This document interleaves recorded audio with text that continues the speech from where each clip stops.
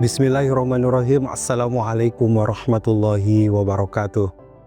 Alhamdulillahirabbil alamin. Alhamdulillahilladzi qad farada alaina al-hajj man istata'a ilaihi sabila. Asyhadu an la ilaha illallah wahdahu la syarikalah wa asyhadu anna Muhammadan abduhu wa rasuluhu alladzi la nabiyya ba'da amma ba'd. Wa qala Allah ta'ala fil Qur'anil Karim walillahi 'alan nasi hijjul bait man istata'a ilaihi sabila. Al-ayah.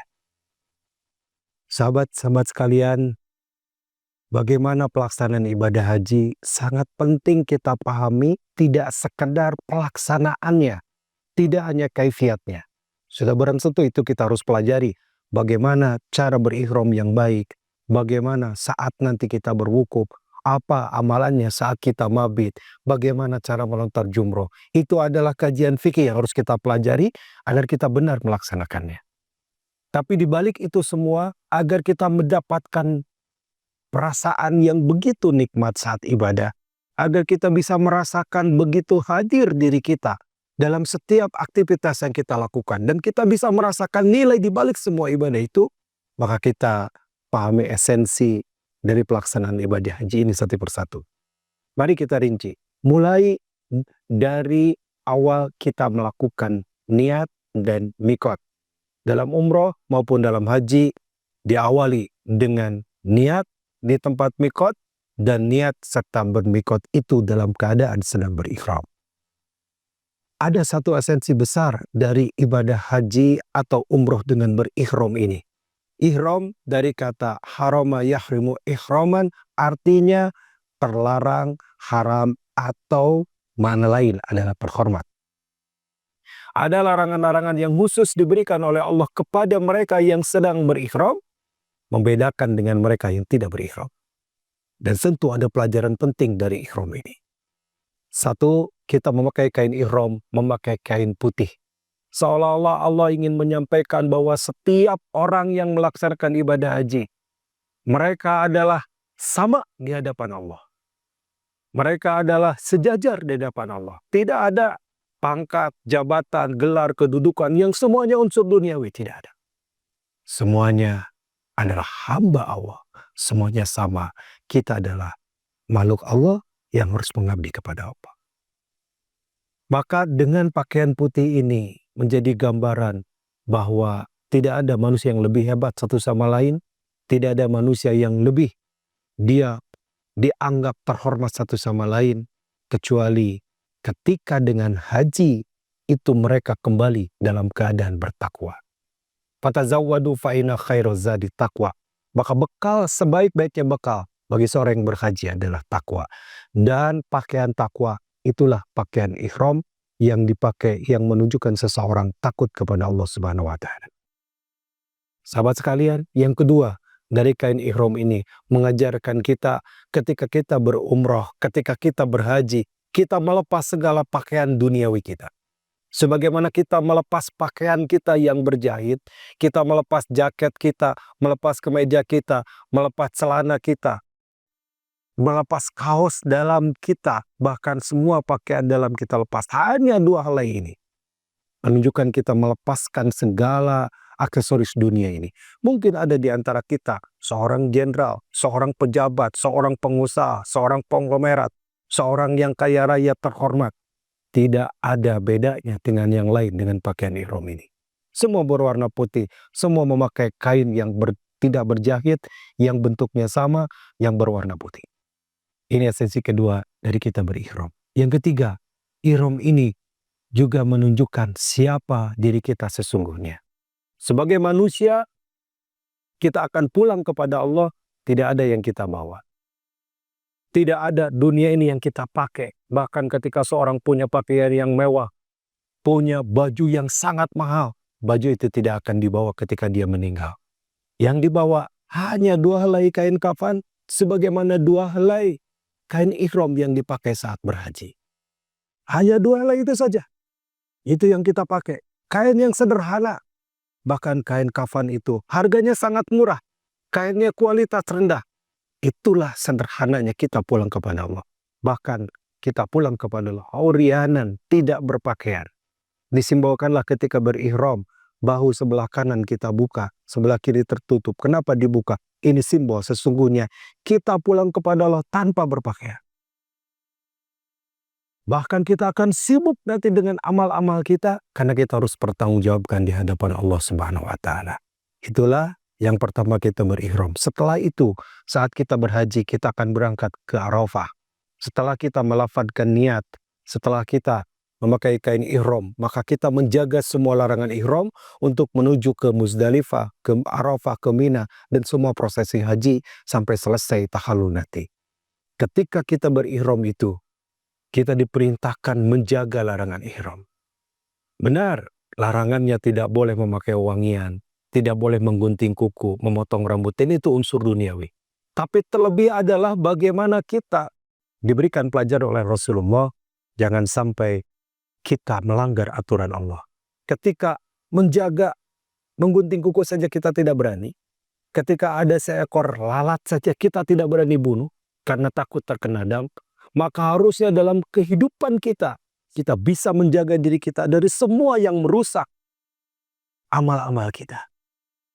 Tidak hanya saat berihram kita menjaga larangan-larangan ihram, maka setelah haji, mereka pulang jemaah haji harusnya mampu menjaga apa yang dilarang oleh Allah Subhanahu wa taala dalam kehidupannya. Sahabat sekalian, lalu kemudian dengan berihram ini kita pun menunjukkan bahwa tidak ada yang kita bawa kecuali iman dan ketakwaan kita. Fi yaumin la yanfa'u malun wala banun illa man atallah biqalbin salim. Satu hari nanti tidak akan manfaat harta dan kekayaan kita kecuali kita pulang kepada Allah dengan membawa hati yang bersih. Itulah sesungguhnya hakikat dari seorang jemaah haji. Kita berihram, kita membawa diri kita, menjadikan diri kita orang-orang yang bersih dari dosa dan kesalahan. Maka jaminan dari Rasulullah dalam hadisnya bahwa orang yang berangkat haji, al-hajjur mabrur laisal jaza ilal jannah wal umrati wa bainal umrati ilal umrah yukaffiru dunub. Bagi orang yang hajinya mabrur, maka tidak ada balasan kecuali surga, dan antara umroh yang satu dan yang lain akan menghapuskan dosa-dosa. Semoga dengan haji ini menjadi jalan penghapusan dosa bagi kita, dengan tentu kita pahami semua hikmah, semua esensi di balik aktivitas haji yang kita lakukan.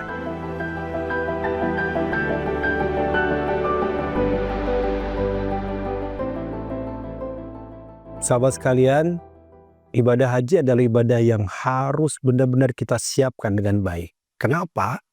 Karena ini ibadah satu-satunya yang wajibnya satu kali.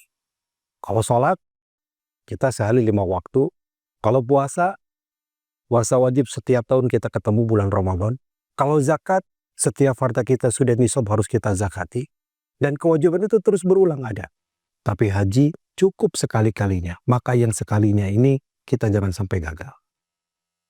Wa atimul hajja wal umrata lillah. Sempurnakan haji dan umrah itu untuk Allah. Kesempurnaan itu diantaranya adalah dengan kita pahami ilmunya lebih dulu. Sebelum kita berangkat menuju ke Mina, ke Arafah, Muzdalifah, setelah berhari-hari menunggu tanggal 8 Zulhijjah, para jamaah kemudian di camp, di karantina di satu tempat yang disebut dengan hotel transit. Kenapa harus di camp di sini? Satu, kita akan persiapan. Sekali lagi ibadah ini harus kita siapkan dengan sempurna. Persiapannya bentuk apa? Satu, tentu kita siapkan fisik. Karena sebelum pelaksanaan tanggal 8, biasanya jemaah haji sudah pada datang ke Tanah Suci. Mereka beribadah di Madinah, beribadah di Mekah, bolak-balik ke masjid dari hotel. Cukup menguras tenaga. Nah, persiapan untuk tanggal 8-nya, maka di camp, di karantina, di hotel transit, jemaah bisa mempersiapkan fisiknya dengan baik. Yang kedua, juga membangun kebersamaan. Sehingga nyaris tidak ada konflik, tidak ada masalah, tidak ada clash di antara satu dengan yang lain karena sudah terbangun chemistry-nya, terbangun kebersamaannya.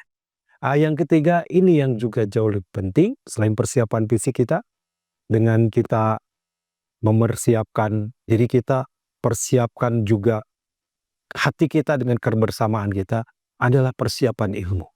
Sehingga sebelum pelaksanaan ibadah haji ini dikuatkan kembali ilmunya, ilmu tauhidnya, ilmu manajemen kolbunya, ilmu tentang manasik hajinya diingatkan kembali. Bahkan seperti disaksikan ini ada pembelajaran khusus tentang Al-Quran. Bapak-bapak pulang haji bisa jadi imam. Bapak-bapak, ibu-ibu pulang haji baca Quran lebih fasih. Baca Quran, hafalan Qurannya ditambah. Ini artinya dengan semua itu menguatkan kita. Termasuk persiapan ruhiyah kita. Ya, membiasakan sholat tepat waktu, membiasakan sholat berjamaah, membiasakan perbanyak doa. Nanti doa-doanya dikaji lagi, ditambah lagi, dihafalkan lagi pada pertemuan-pertemuan di Hotel Transit ini akan menguatkan kita. Termasuk guru kita seperti kita lihat di sini mengingatkan bagaimana pentingnya bertauhid dalam berhaji. Karena ketika kita memiliki nilai tauhid, kita tujuan ibadah ini hanya karena Allah semata. Tujuan ibadah ini Allah yang kita tuju, Allah yang kita harapkan, Allah yang kita nanti, maka mudah-mudahan haji kita menjadi mabrur. Karena banyak orang yang haji hanya sekedar formalitas, haji hanya mengikuti alur saja tanpa dia tahu apa sih di balik aktivitas ibadah itu. Untuk apa melakukan ini itu. Sehingga tidak sedikit pulang haji nggak ada perubahan. Nggak menjadi lebih baik. Padahal disebut haji mabrur. Mabrur itu dikata bir. Bir itu adalah kebaikan yang terus menerus. Artinya kalau selama haji, selama di tanah suci, beribadah kepada Allah, beramal soleh di sana, sholat tepat waktu, azan belum tiba sudah berangkat, 5 waktu sholat berjamaah di masjid, sholat-sholat sunat tidak pernah ditinggalkan, tiap malam bangun untuk tahajud, ada orang yang butuh bantuan kita memberi, bahkan kita tiap hari tidak lepas sedekah. Tapi apakah ini dibawa ketika saat pulang? Apakah ini kita lakukan lagi ketika kita kembali ke tanah air? Ini menjadi sebuah pertanyaan bagi kita. Orang yang mabrur adalah yang menjaga semua amal baik tadi, semua birun tadi, kebaikan-kebaikan itu dibawa setelah dia pulang. Kuncinya sekali lagi ilmu. Maka aktivitas di Hotel Transit seperti yang dilihat ini adalah bagaimana meningkatkan ilmu kembali, bagaimana membangun ruhiyah kembali, bagaimana meningkatkan semangat kembali untuk beribadah. Dan meyakini bahwa ini adalah kesempatan yang belum tentu berulang. Kita tahu begitu sulit sekarang untuk haji karena dibatasi tempat, dibatasi kuota. Ada yang harus menunggu 20-30 tahun. Sehingga kesempatan ketika diundang ke Baitullah, ketika diundang untuk haji, diundang untuk umroh, diundang untuk bisa wukuf di sana. Jangan sampai itu kita sia-siakan. Gara-gara kita tidak paham ilmunya, kita tidak menguasai cara ibadahnya, tidak paham kaifiatnya. Selain kaifiat ilmunya, kita pahami juga tentu esensinya sekali lagi. Bapak Ibu sahabat-sahabat sekalian, perlu atau dibutuhkan bagi kita kesungguhan di dalam mempersiapkan, karena sekali lagi diperintahkan wa atimul hajja wal umrata lillah. Sebagaimana surat Al-Baqarah ayat 196 ini. Kata atimmu itu artinya menunjukkan kesempurnaan yang harus kita upayakan. Dalam Al-Quran itu ada kata atimmu, ada kata akmilu. Kalau atimmu artinya kesempurnaan yang bisa diusahakan terus. Tapi kalau akmilu itu kesempurnaan yang sudah tetap dan tidak bisa dirubah. Ketika Allah berfirman, al-yauma akmaltu lakum dinakum wa atmamtu alaikum nikmati. Ada akmaltu, ada atmamtu. Akmaltu artinya kesempurnaan yang tidak bisa dirubah. Agama ini diturunkan oleh Allah, disampaikan kepada Rasulullah, sempurna. Ketika sudah sempurna, tidak bisa dirubah, tidak bisa kita tambah, tidak bisa kita kurang. Tetapi atmamtu wa atmamtu ni'mati, Allah sempurnakan nikmat. Nikmat itu bisa terus bertambah dan terus meningkat. Nah, dalam haji itu, di ayat ini, Allah menggunakan kalimat wa atimul hajja wal umrata lillah. Sempurnakan haji dan umrah karena Allah. Artinya, ada yang hajinya nggak sempurna. Kenapa nggak sempurna? Ilmunya belum siap, tidak menyiapkan diri, ruhiyahnya belum siap, karena datang niatnya pun salah. Kemudian juga pelanggarannya pun banyak dilakukan karena dia tidak tahu pasti apa yang dilarangnya. Rukun-rukunnya ada yang kelewat, syaratnya ada yang tidak lengkap, wajibnya ada yang harus didam. Ini artinya pentingnya kita mempersiapkan diri agar sempurna ibadah kita. Dan kesempurnaan itu bisa kita lakukan, bisa kita kejar, bisa kita upayakan. Salah satunya adalah dengan terus belajar. Ingat, pupuk iman adalah ilmu, ibadah benar adalah ilmu, akhlak mulia juga karena ilmu. Jadi kalau kita ingin menjadi orang yang sukses hajinya, maka kuncinya adalah ilmu. Seberapa banyak kita antusias, belajar sungguh-sungguh menuntut ilmu, memahami ilmu tentang haji, memahami apa yang bisa merusaknya, memahami apa yang harus dilakukan dalam kewajibannya, tahu apa yang harus ditinggalkan karena berkonsekuensi kepada dam, tahu apa yang harus ditinggalkan karena bisa jadi membatalkan haji. Ini adalah sangat penting sebelum kita berangkat. Mudah-mudahan Allah kuatkan kita dengan ilmunya sebelum kita melaksanakan semua rangkaian ibadah haji yang akan kita lakukan.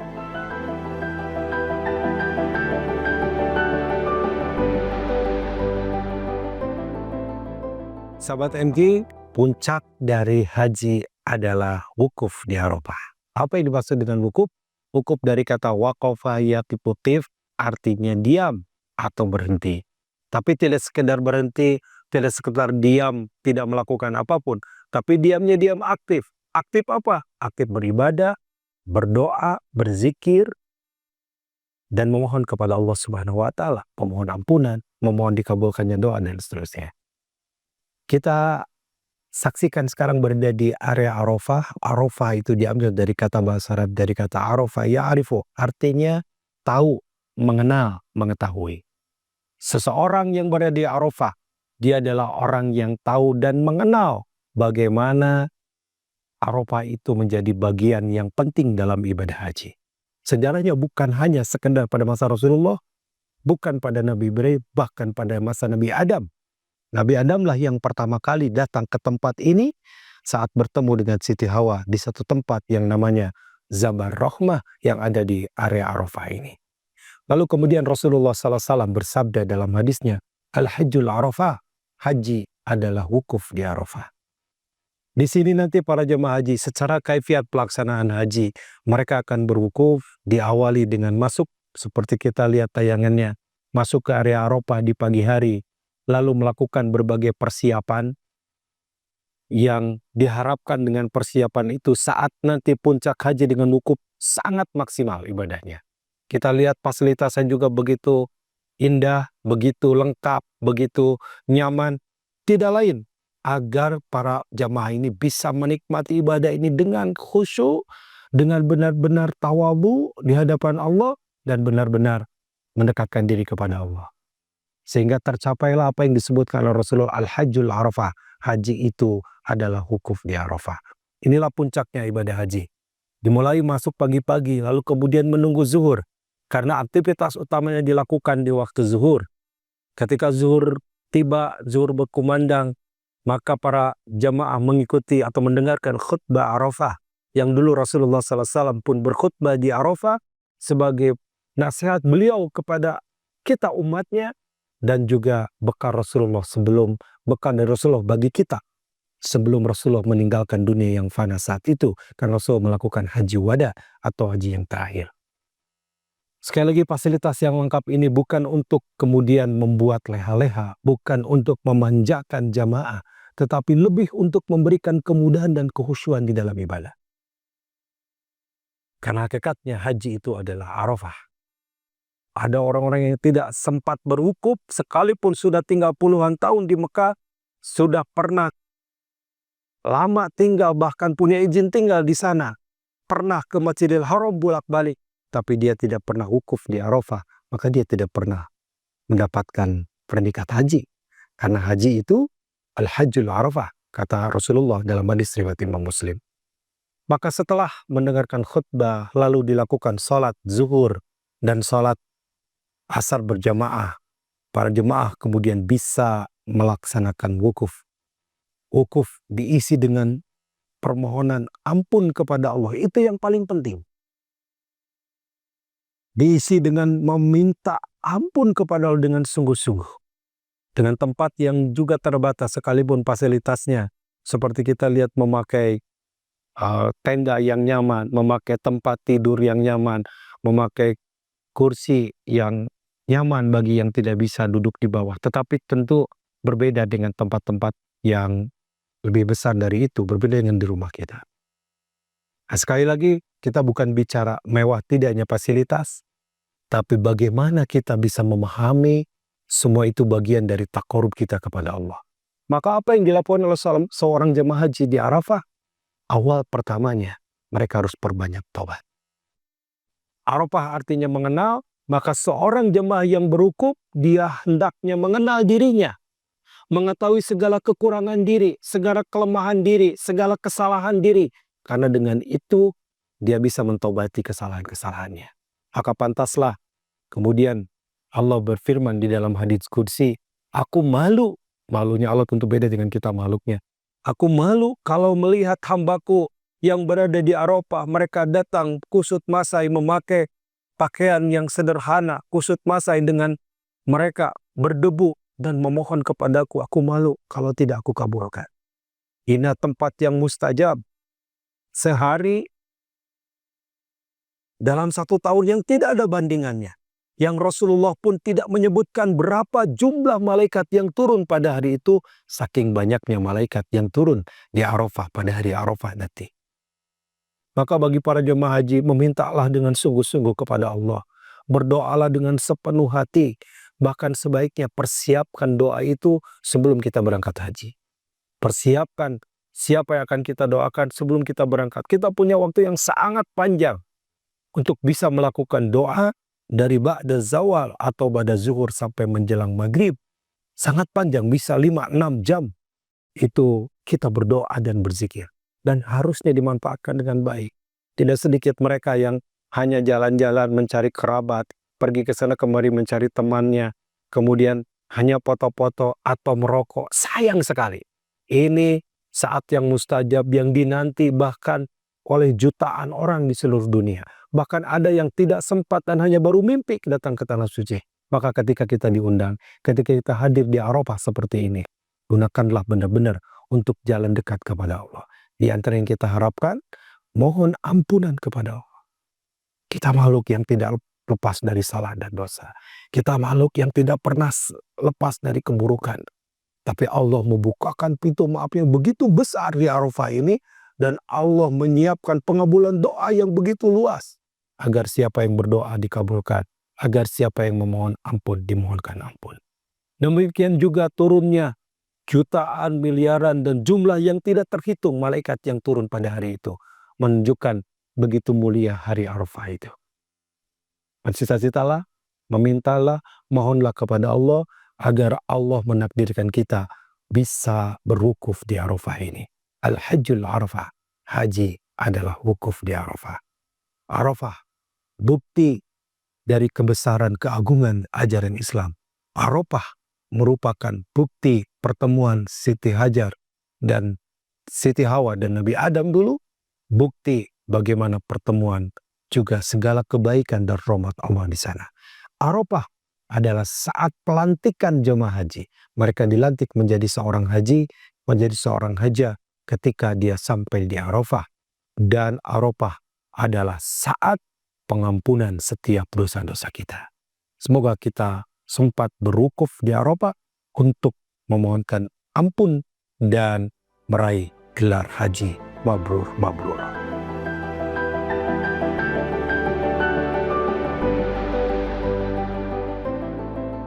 Sahabat MG, aktivitas selanjutnya setelah kita wukuf di Arafah, kemudian mabit di Muzdalifah, 3 hari lamanya selama hari tasyrik, mulai tanggal 11, 12, 13, kita akan mabit di Mina.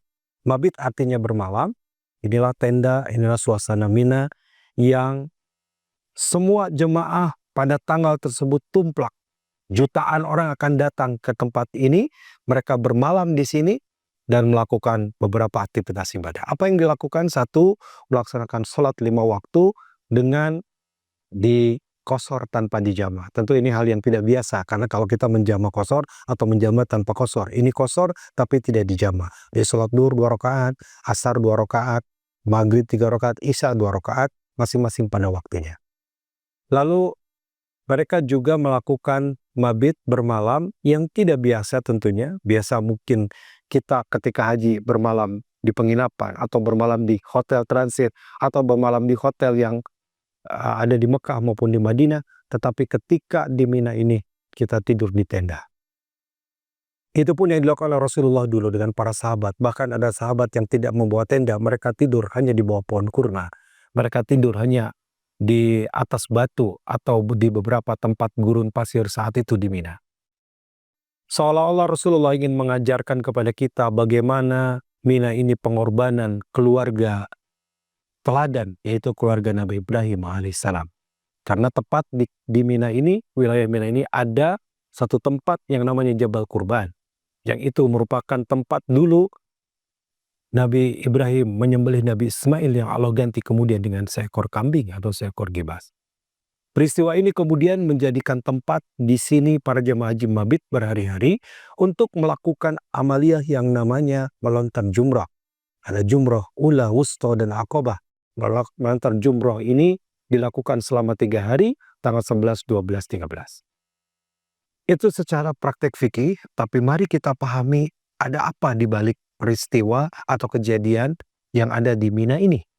Rasulullah SAW sekali lagi mengambil pelajaran haji ini banyak dari keluarga Nabi Ibrahim. Salah satunya adalah aktivitas di Mina.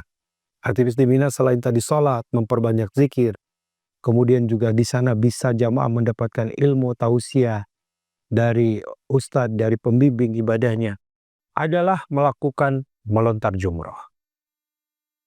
Diambil pelajaran dari keluarga Nabi Ibrahim. Ketika Nabi Ibrahim diperintahkan oleh Allah menyembelih anaknya Ismail, Nabi Ibrahim enggan. Berat secara hatinya. Tetapi Nabi Ibrahim melakukan tetap karena ini perintah Allah. Belum lagi Nabi Ibrahim digoda oleh seorang penggoda, oleh makhluk Allah yang menggoda, yaitu iblis. Iblis datang kepada Nabi Ibrahim dengan membisikkan, "Wahai Ibrahim, itu bukan perintah Allah. Itu hanya mimpi biasa, engkau tidak usah lakukan." Tapi Nabi Ibrahim, karena seorang yang imannya kuat, keimanannya sangat teguh, Nabi Ibrahim tidak tergoda, tidak tertipu oleh tipu daya iblis tadi. Terus Nabi Ibrahim berjalan, membawa anak dan istrinya menuju ke tempat di Mina ini untuk melakukan penyembelihan. Tidak cukup dari situ, iblis sulit menggoda Nabi Ibrahim. Dia datang kepada Siti Hajar, digodalah Siti Hajar dengan kalimat-kalimat yang begitu merayu masuk ke dalam hati Siti Hajar. "Wahai Hajar, Ibrahim itu suamimu macam apa? Dia lama meninggalkanmu, sekarang datang kepadamu, datang-datang mau menyembelih anakmu yang kau besarkan sendiri." Siti Hajar seorang wanita soleha. Siti Hajar seorang yang beriman. Dia ambil batu, dia ambil terompahnya, dia lempar iblis itu. Maka kemudian di Mina ini para jemaah haji melakukan aktivitas lontar jumroh, mengambil pelajaran dari melemparnya Siti Hajar terhadap iblis saat itu. Siti Hajar tidak tergoda, bahkan melawannya. Maka kemudian iblis datang menggoda Ismail. Ismail yang masih kecil, baru menginjak remaja dari masa anak-anak. Itu pun digoda dengan kalimat-kalimat yang begitu menggiurkan untuk tidak melakukan perintah Allah. "Wahai Ismail, bapakmu bapak macam apa? Datang-datang tiba-tiba mau membunuhmu. Tiba-tiba mau menyembelihmu. Kasihan ibumu." Tapi Nabi Ismail pun seorang anak yang soleh. Dia tidak tergoda dengan tipu daya iblis itu. Maka Ismail pun berangkat saja tetap menuju ke Jabal Kurban yang ada di Mina ini. Maka di dalam pelaksanaan ibadah jumroh ada yang disebut dengan jumroh ula atau disebut jumratul sugro, ada wusta, dan ada jumratul aqabah atau jumratul kubra. Wusta menunjukkan kepada Ismail yang kecil. Kemudian wusta kepada Siti Hajar dan kubro kepada Nabi Ibrahim alaihissalam. Ketiga-tiganya digoda, tetapi mereka berhasil melawan tipu daya syaitan, melawan bisikan-bisikan iblis itu sehingga melaksanakan perintah Allah. Itulah esensinya dalam hidup kita. Kita seringkali ada goda-godaan dalam hidup ini, baik godaan yang kecil, pernik-pernik masalah kecil di rumah tangga, di keluarga, dengan tetangga, di lingkungan masyarakat, ada saja hal yang kecil. Nah itu godaan yang muncul dalam kehidupan kita, godaan-godaan yang kecil. Tapi ada godaan yang sedang, mungkin lebih tinggi daripada sekedar godaan-godaan kecil tadi. Bahkan ada godaan-godaan yang besar yang boleh jadi kalau kita tidak kuat iman kita, kalau tidak kuat keyakinan kita, bisa saja iman ini luntur dan lepas. Tetapi bagi orang yang beriman, seberat apapun godaan, sebesar apapun godaan, seperti orang yang melempar jumroh, dilempar setan itu agar dia pergi dan lari, maka kita pun lempar segala keburukan itu. Karena hakikatnya seorang yang jumroh di Mina bukan melempar batunya, bukan melempar tembok dengan batunya, tapi adalah melempar segala keburukan yang ada pada dirinya.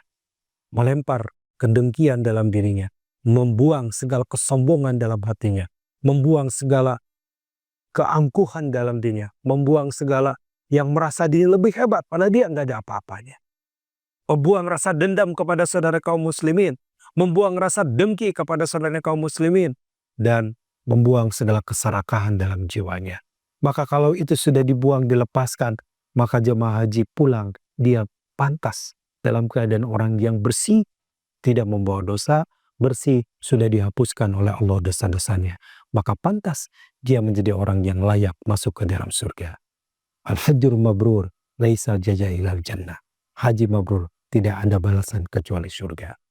Mudah-mudahan kita semua benar-benar diundang oleh Allah ke Baitullah, bisa melaksanakan tawaf sa'i di Masjidil Haram, kita bisa melaksanakan mabit di Mina Musdalifah, kita bisa wukuf di Arafah, dan bisa melaksanakan segala rangkaian ibadah haji yang sudah disyariatkan oleh Rasulullah Sallallahu Alaihi Wasallam kepada kita. Terima kasih. Aku qouli hadza wastaghfirullah li wa lakum.